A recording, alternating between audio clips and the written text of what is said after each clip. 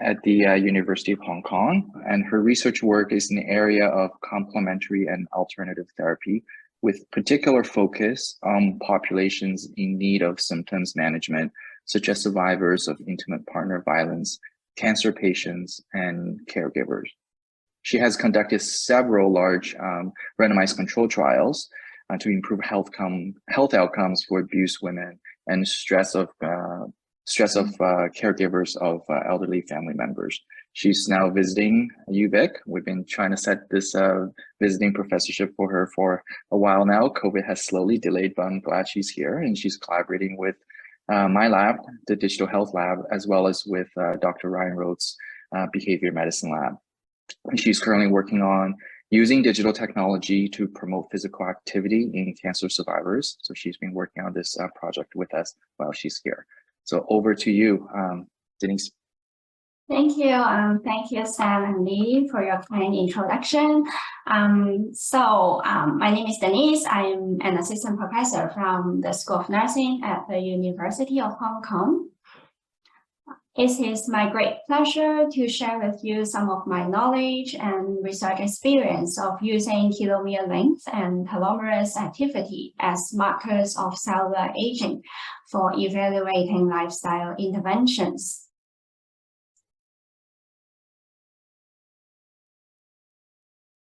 This is Hong Kong, the city where I was born and raised in.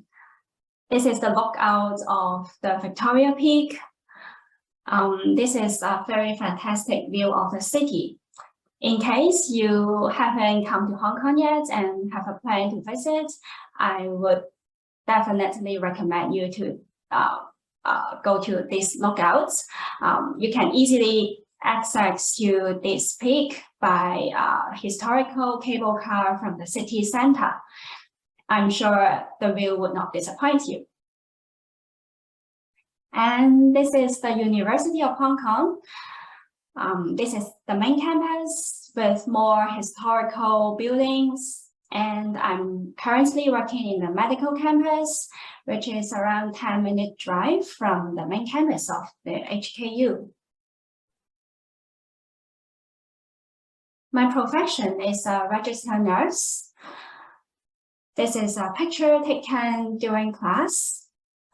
And my research interests include complementary and alternative medicine, physical activity, cancer, and intimate partner violence. Here are some of my ongoing research grants. Most of them are focused on cancer patients, and they are about symptom management, such as chemotherapy-induced peripheral neuropathy, fatigue, frailty, and emotional symptom cluster. And I use randomized control trial as the research design mostly. The interventions are mostly about complementary and alternative medicine and physical activity, such as Qigong, self-administered acupressure, aerobic exercise counseling program, Qigong, Tai Chi, and etc. I have been visiting Victoria from June this year, and I'm leaving next week. I really enjoyed my stay in Victoria, and my favorite spot is the Inner Harbour and also the Parliament House. I'm very impressed by the wildlife that I commonly see on the campus and also around the city. And I also enjoy the beautiful landscape around the city. So why am I visiting Victoria? It is because of a research collaboration with Dr. Sam Liu and Dr. Ryan Rhodes. We are conducting a research study titled A Web-Based Intervention for Promoting Physical Activity Among Post-Treatment Cancer Survivors, re-exercise using the Multi-Process Action Control Framework, Development, Usability, and Efficacy. So the study was funded by the Hong Kong government. I'm very thankful to having Ryan and Sam for sharing their expertise and resources with me to conduct this study. And yes, so this is an outline of my presentation today. First, I will start with telomeres and telomeres, and then I will discuss how we can influence our telomere biology. And then lastly, I will mention about my RCT conducted among women survivors of intimate partner violence in this telomere biology field. First, I will talk about the basics of telomeres and telomeres. Please bear with me as I'm not a biomedical scientist. I'm just to share what I know. So the first thing I'm going to introduce is telomeres. Telomeres are located at the end of the chromosome. They are just like the protective caps of the shoelaces.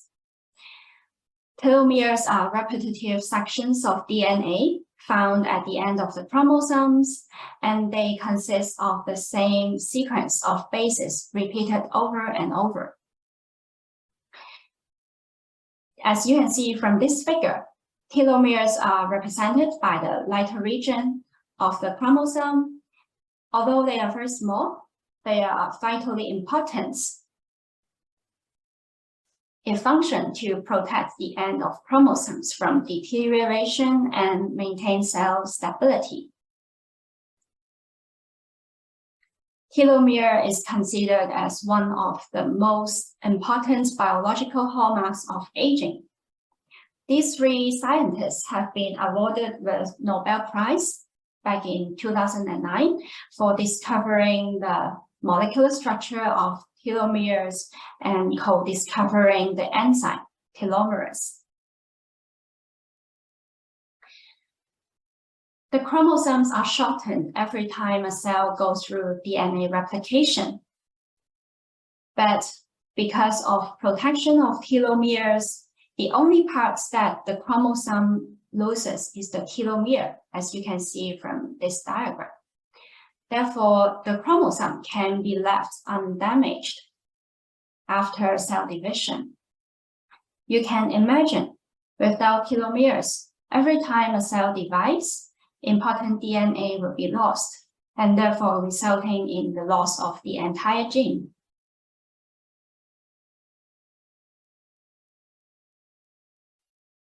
One of the key concepts that we have to know is that telomeres shorten with age. With each round of chromosomal replication and cellular division, a portion of telomere is lost, as we talked about in the last slide. So as we grow older, our cells experience more and more divisions. Therefore, the telomeres tend to shorten. This diagram shows you the approximate average telomere length at different age. As you can see, as we age, the telomere length gradually decreases. Research has suggested that telomere length can serve as a molecular clock for cellular replicative aging. That's why we say so. Another key concept is that shorter telomere length represents a greater risk of disease. When the telomere length becomes critically short, the chromosome cannot be replicated anymore, and therefore the cells would enter a replicative arrest state known as senescence. When the old senescent cell build up over decades to a critical mass, they will become the foundation for diseased tissue. Meanwhile, inflammation can result in telomere shortening and senescent cells would in turn cause more inflammation. Very strong evidence has found that short telomeres are associated with numerous age-related diseases such as cardiovascular disease, diabetes, and several types of cancer.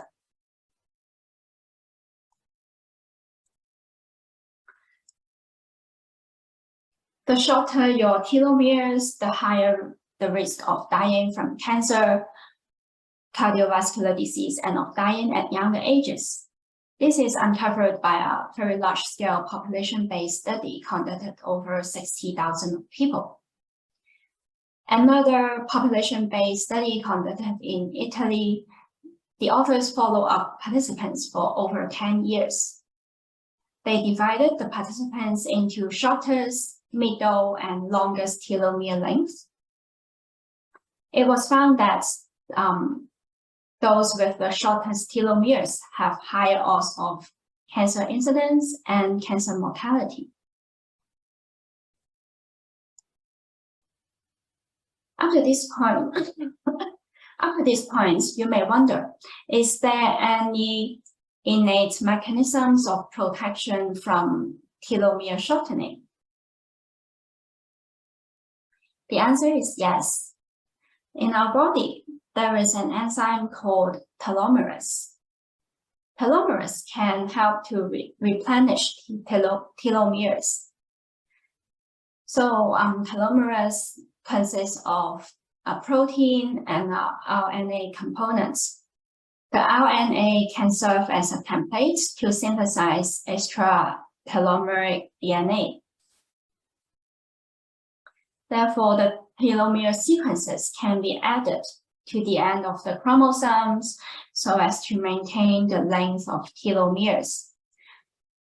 And then the chromosome itself can be protected and the cell can continue to renew itself. Telomeres can slow, prevent, or even reverse the shortening of telomeres that comes with cell division.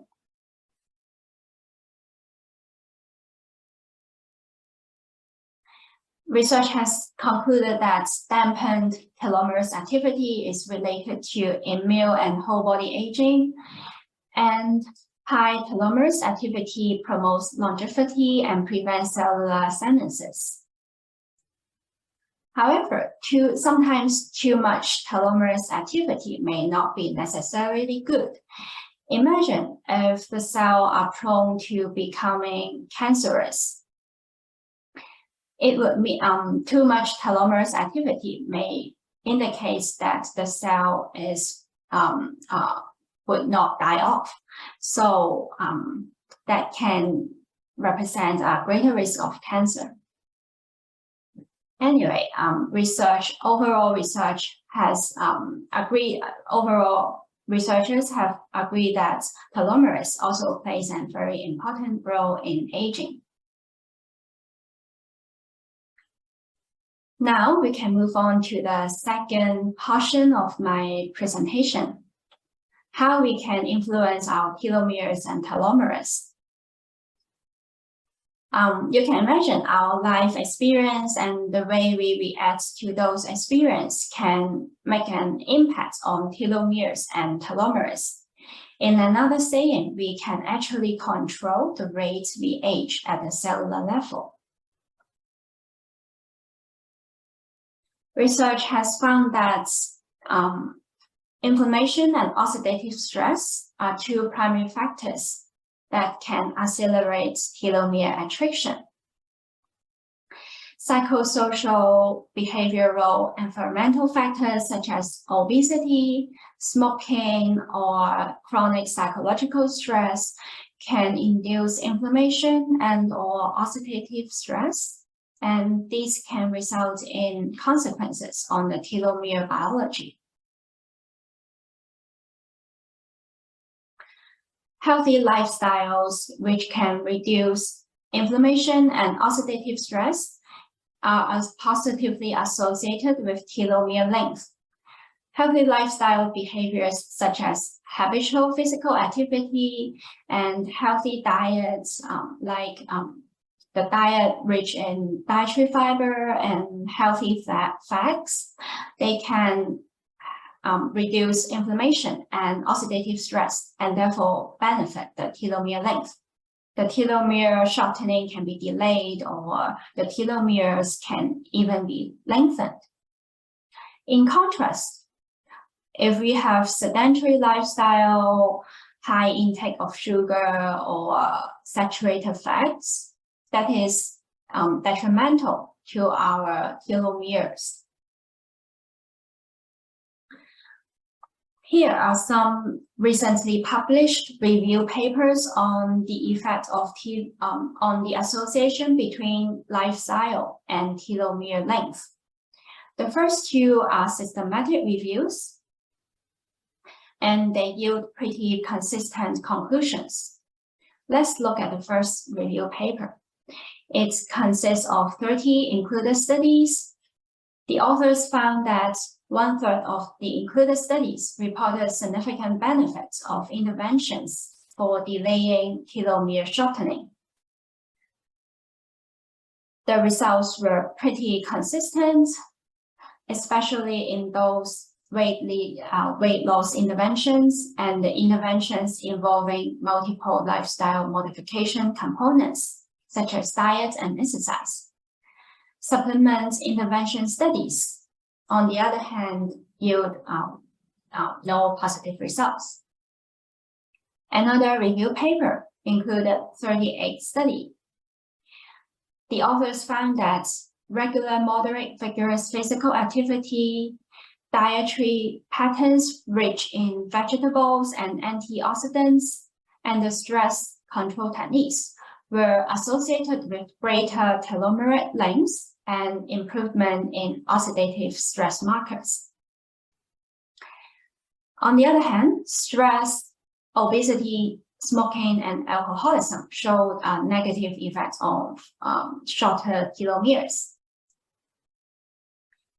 Another 3 review papers are meta-analysis. The first meta-analysis paper published by Lin in 2019 included 11 studies. The authors found that telomere length was longer in physically active people than the inactive people, regardless of exercise intensity. Another meta-analysis conducted in 2021 included more studies.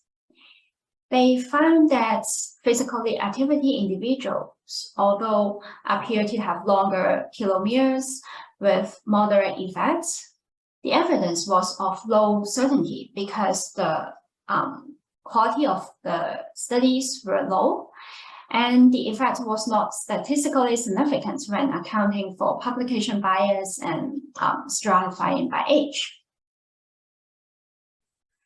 There is a latest meta-analysis published this year, just now.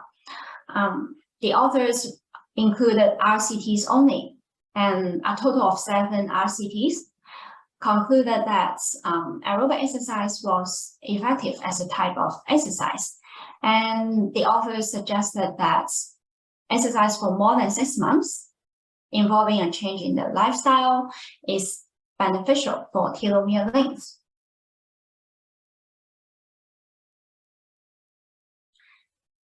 While most of the review papers were on telomere length, very little has been focusing on telomeres. Our research team in 2016 conducted a review on lifestyle effect on telomeres activity, and it was published in Psychoneuroendocrinology. The aim of the study was to review the evidence for association between changes in telomeres activity and psychological stress, mental disorders, and lifestyle factors. We included a total of 26 studies, regardless of the study design. 3 of the studies were on psychological stress, 9 of them were on mental disorders, 14 of them were on lifestyle factors such as diet, micronutrient supplementation, physical exercise, mindfulness meditation, Qigong practice, and yoga meditation.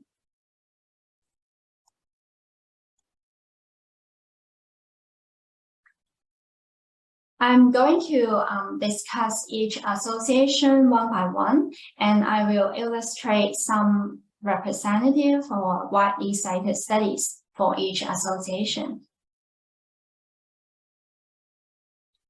First, it is about the association between psychological stress and telomeres. The first finding linking chronic psychological stress with telomeres or telomerase activity was reported by a research group involving Professor Blackburn, who is the Nobel Prize winner for discovering telomeres and telomeres, as I mentioned in the beginning of this presentation. The researchers recruited 19 mothers of a healthy child who served as the low stress group. And they recruited mothers of chronically ill children who represented the high stress group. Results found that the high stress group had lower telomerase activity and shorter telomeres.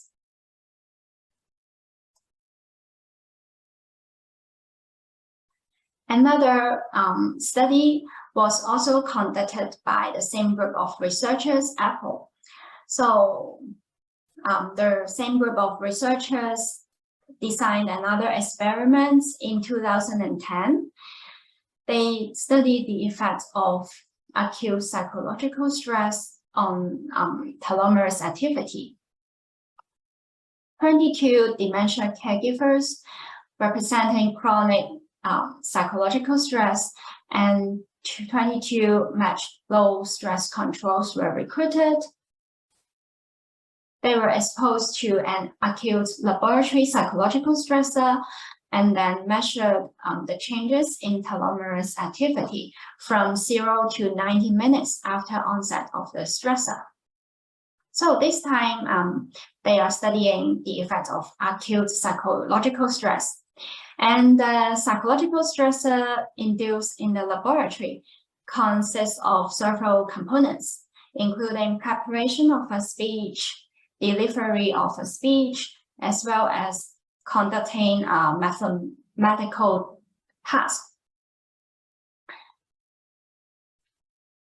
For the results, it was expected that the caregivers had lower telomerase activity than the control group because they were experiencing chronic psychological stress. And surprisingly, 50 to 90 minutes after the onset of the stressor, telomerase activity increased similarly in both groups. So as we mentioned earlier, chronic psychological stress would decrease telomerase activity, right? But this time, with acute stress, telomerase activity increased. Therefore, the findings suggest that acute psychological stress can have an opposite effect of telomerase activity compared with chronic psychological stress. One of my colleagues also conducted an experiment among the PhD students who were preparing for oral defense. He measured the telomerase activity of the students before and after the oral defense.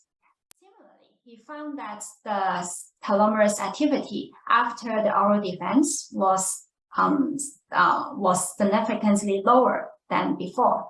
So this also suggests that acute psychological stress may have an opposite effect on the telomerase activity compared with chronic stress. The second association is between mental disorders and telomeres. Research has found that more severe and longer-lasting chronic schizophrenia had lower telomerase level than those with less severe illness of shorter duration. And there was no significant difference in telomerase activity between PTSD individuals and healthy controls, so as bipolar disorder. Sorry.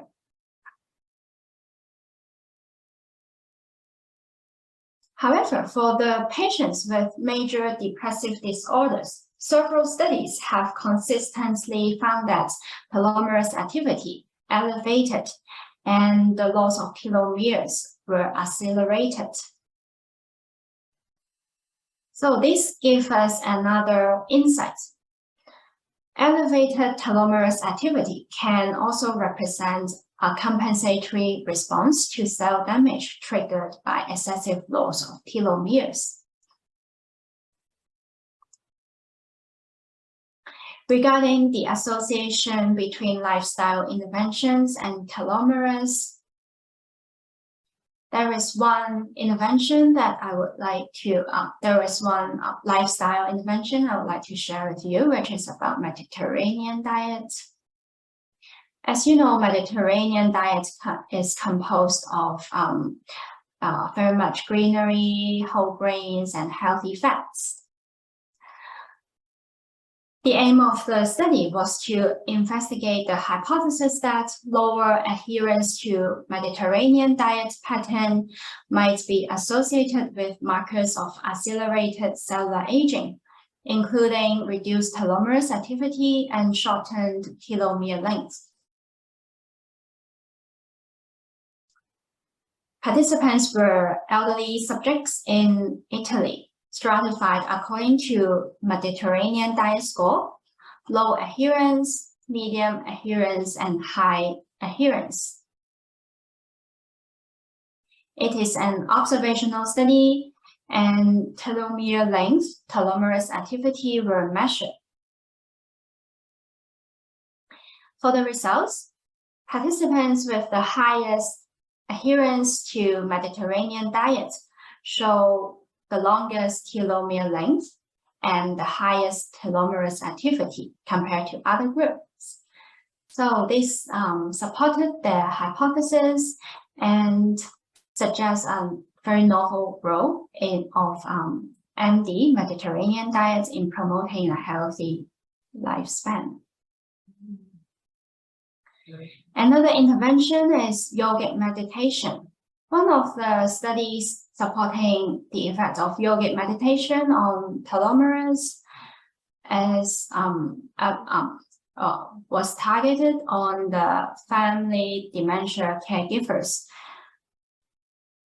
It was a RCT design in which the participants were randomized into yogic practice and meditation and listening to relaxation music for 12 minutes per day for 8 weeks. For the results, more participants in the meditation group showed improvement on depression and mental functioning than in the relaxation group. The meditation group showed 43% improvement in the telomerase activity compared to 3.7% in the relaxation group.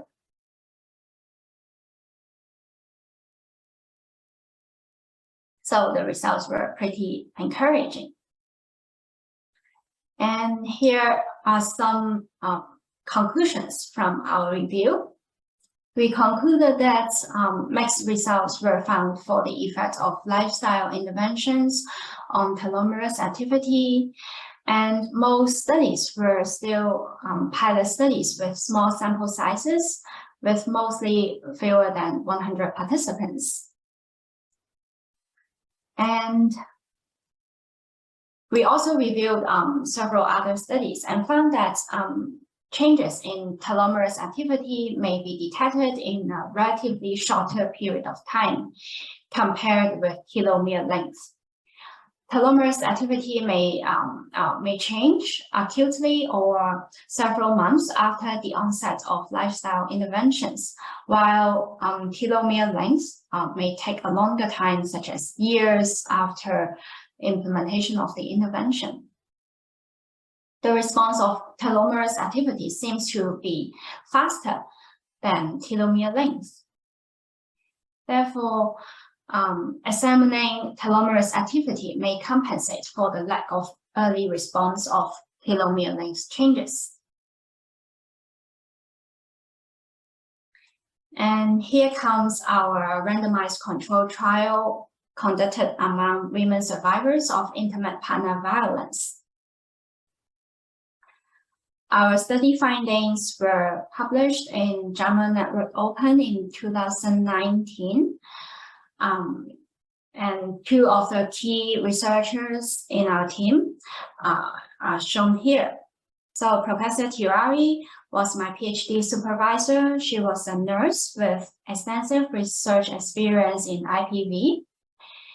And Dr. Dan was a biomedical scientist expert in our team who carried out the biomarker measurements and analysis. He is also the first author of the previous review paper that I just mentioned. So let's begin with some background of my study. Intimate partner violence, IPV, is a chronic stressful experience, as a matter of fact. Chronic psychological stress may accelerate aging at the cellular level, and this is supported by abundant research. Professor Humphreys in 2012 has found that telomere shortening has been observed in abused women relative to the controls. They recruited a total of 61 formerly abused women and 41 women without abuse history. And they found that telomere length was significantly shorter among the women with abuse history. Particularly, the length of time in the abusive relationship and having children were associated with telomere length after controlling for age and BMI. Professor Humphreys was a professor from nursing in UCSF who works very closely with my PhD supervisor. And this study was the source of inspiration of our randomized control trial. We thought that something must be done to alleviate the cellular aging among the abused women. We came up with an intervention known as Qigong. So Qigong is a mind-body exercise rooted in a traditional Chinese medicine concept. For the word Qi, this is the Chinese character Qi. It represents vital energy that sustains living beings. Gong represents training and practice. It is a combination of three things: gentle movements, breathing techniques, and meditation. There are a lot of forms of Qigong, and we chose Baduanjing. Baduanjing is translated as 8-section blockade. It consists of 8 simple movements, and the movements are so gentle and smooth.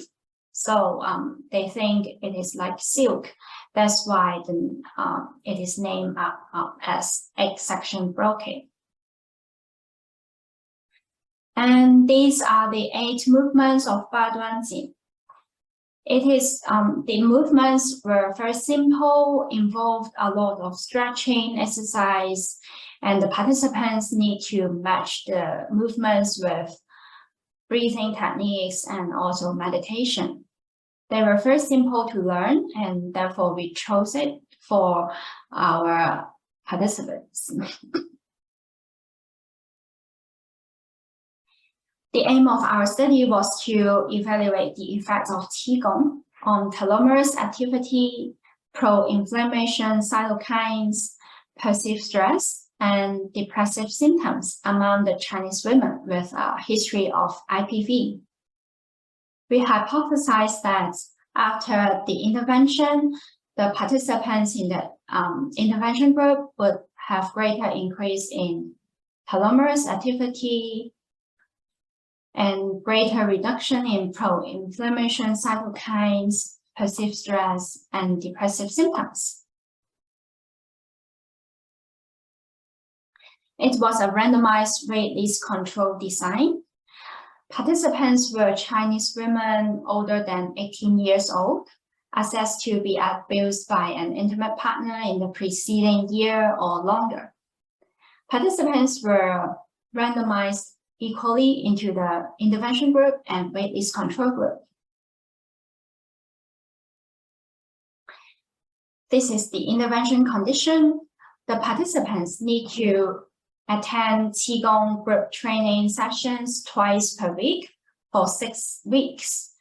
And then after 6 weeks, they will proceed to the group follow-up phase. The sessions were held once per week for 16 weeks. Therefore, in total, the intervention was 22 weeks long. And for the waitlist control group, they attended health education sessions once a month, and they received usual care, basically. This is a picture taken during the Qigong class of our intervention group participants.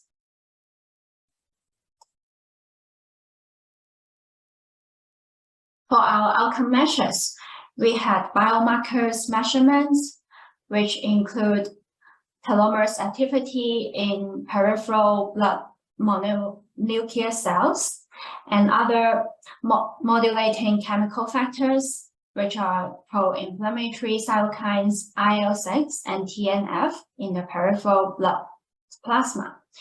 They were analyzed using the ELISA kit. And psychosocial questionnaires that we used included perceived stress scale, which measured perception of stress, as well as bad depression inventory version 2, which measured depressive symptoms of the participants. Therefore, we made use of both objective measures for the cellular aging side, as well as self-reported measures for the mental health side. Here is the flow of our data collection. We recruited the participants first, and then we conducted the baseline assessment for all the participants, including blood taking and questionnaires.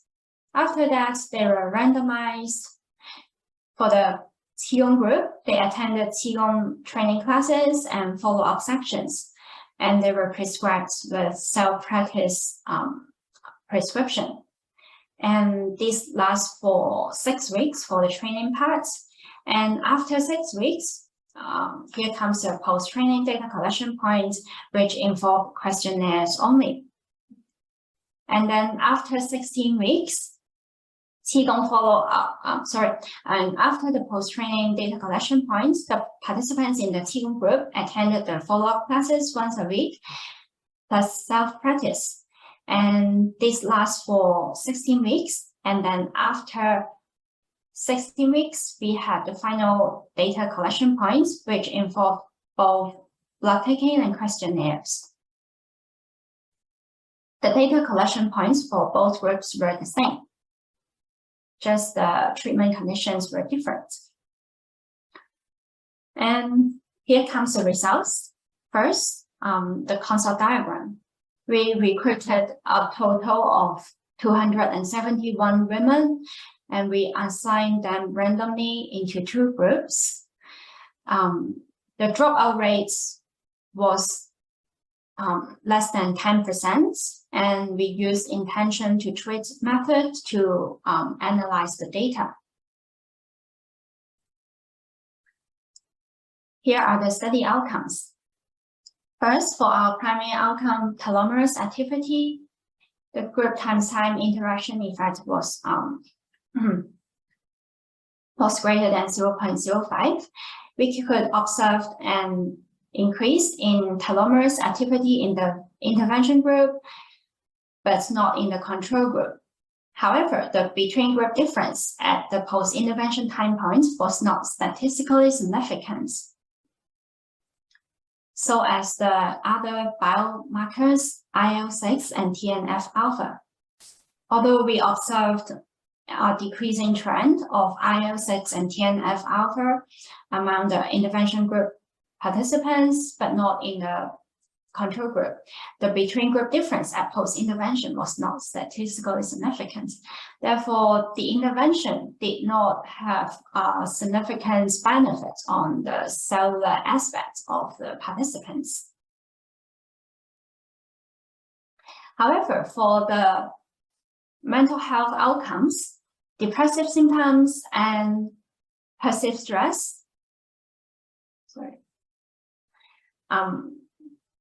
we observed a greater decrease in intervention group in terms of depressive symptoms and perceived stress compared to the control group, and the difference was statistically significant. So the intervention had a significant positive effect for improving the mental health of the participants, just not the biomarkers. So this is the first study on the effects of an intervention on cellular level of abused women. This represents a critical step in moving forward the science in the research field of IPV. Here are some research recommendations. We will suggest a longer follow-up period, as well as also the participants. We should measure their telomeres as well, so as to see if there is any change.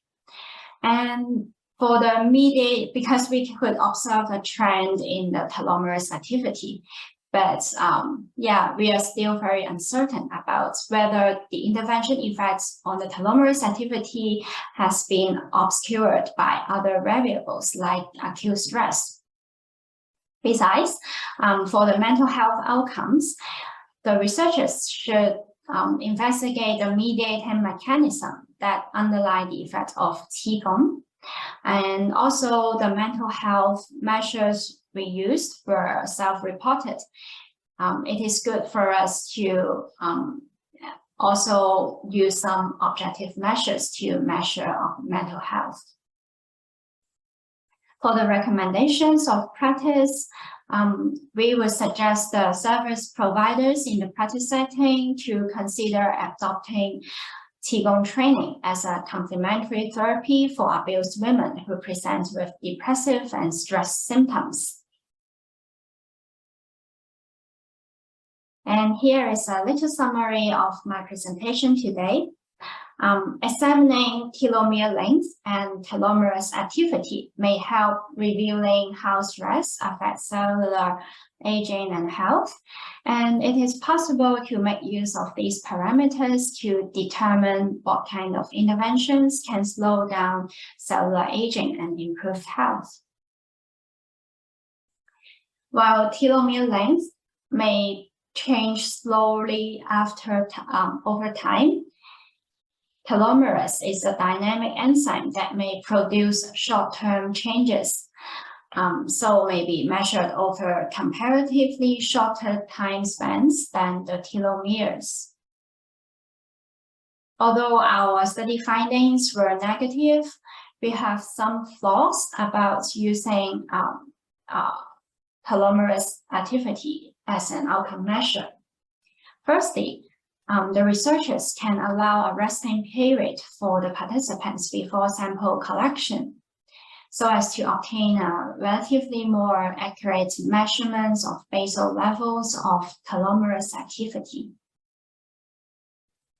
Secondly, we should document whether the participants' sample collection, like blood taking itself, would induce any acute psychological stress.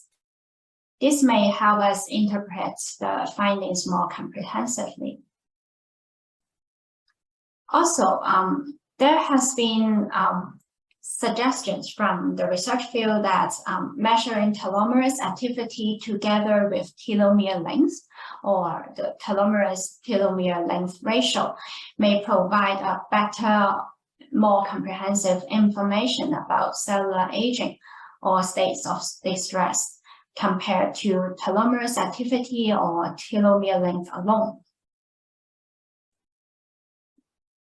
Our current research related to cellular aging nowadays is a randomized controlled trial using acupuncture for women survivors of IPV. The participants were those with depressive symptoms. And the lead investigator was Professor Cheung from our Chinese medicine department. And we also measure the telomerase biomarkers of the participants in addition to the PTSD and depressive symptoms questionnaires. And we just started this study in June, so I expect it would take 2 to 3 years to complete this study. And I hope I will have a chance to share with you the findings later. And this is the last slide of my presentation. And this is one of my favorite pictures taken in my stay. It was taken in Whistler, and I hope you can remember that my research interest is on complementary and alternative medicine. And if you have any ideas for research collaboration or student exchange, you are mostly welcome, or even a tour in Hong Kong is fine. Thank you very much for your attention, and that's all for my presentation. Thank you. Thank you so much, Denise. That was absolutely fascinating.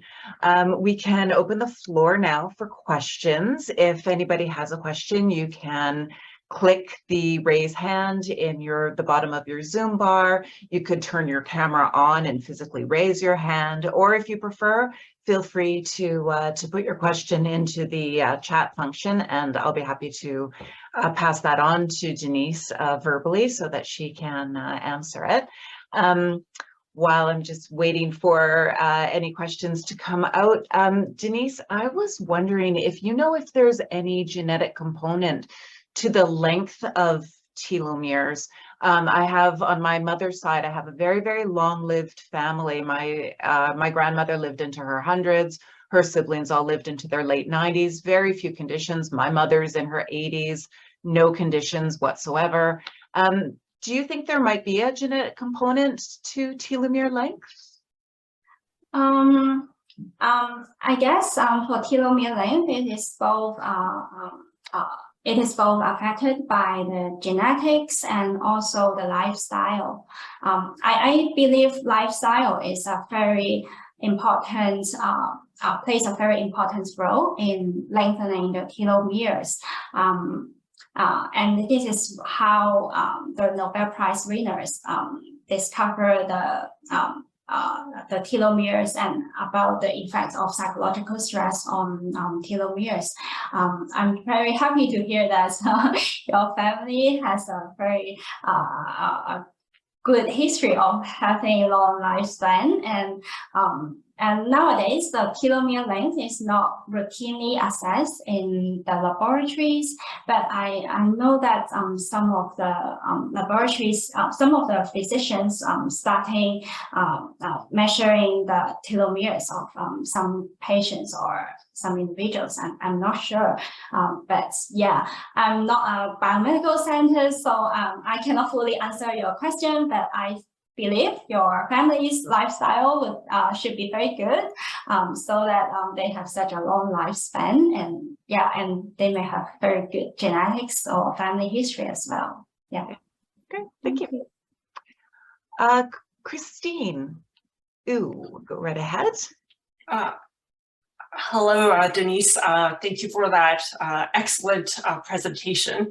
Although I had heard about telomeres and its relationship with aging, sort of just like in the news, today was my first exposure into this body of empirical work. And I applaud you for talking about genetics in a very accessible way, because this is one of those topics sometimes your eyes glaze over when you see all those letters and numbers. I learned a lot because my own research area is in maternal postpartum depression, anger, and sleep. I was fascinated when you were talking about the study that looked at mothers of healthy children or low stress children and chronically ill children, and that the mothers with the chronically ill or higher stress children had shorter telomeres. I have two questions for you as a person new to telomere research. Can telomere length predict years of life?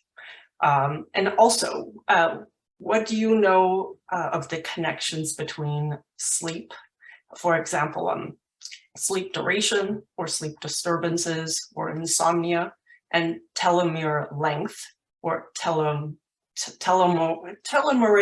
levels? Mm-hmm. Thank you very much for your question.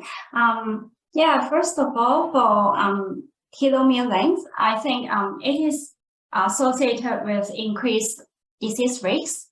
This is supported by abundant evidence, and it is associated with longer lifespan. This is what researchers have been observing over the years.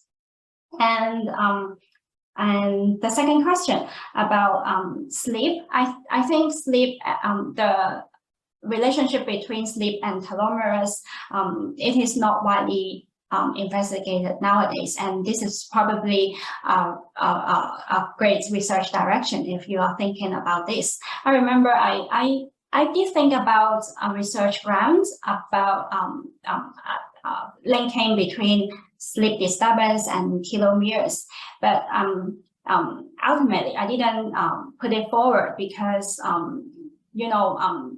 linking up with the biomedical scientists and measuring the telomeres and telomeres is quite costly.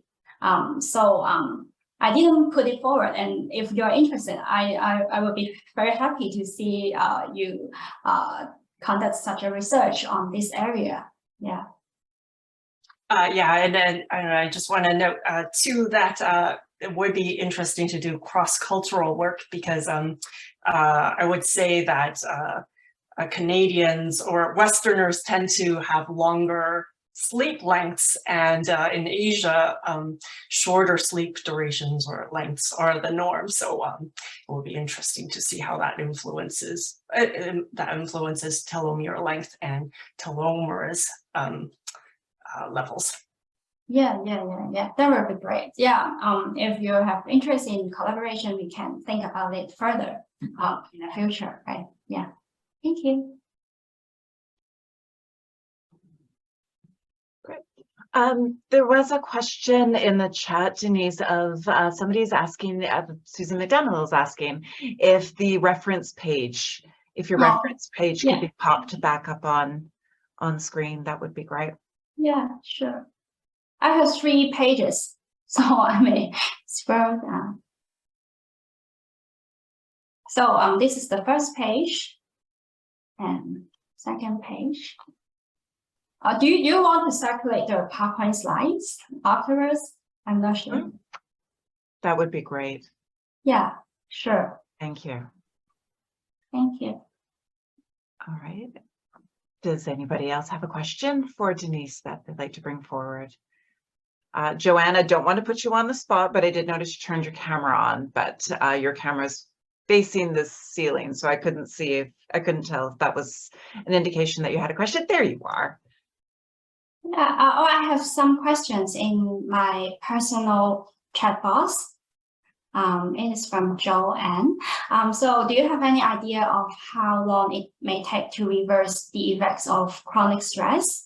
Do you think telomere length is closely related to length of time experiencing chronic stress? Yes, I think chronicity of the stress as well as the duration of the stress is severity and duration of stress are closely related with telomere length, and how long it takes to reverse the effects of chronic stress.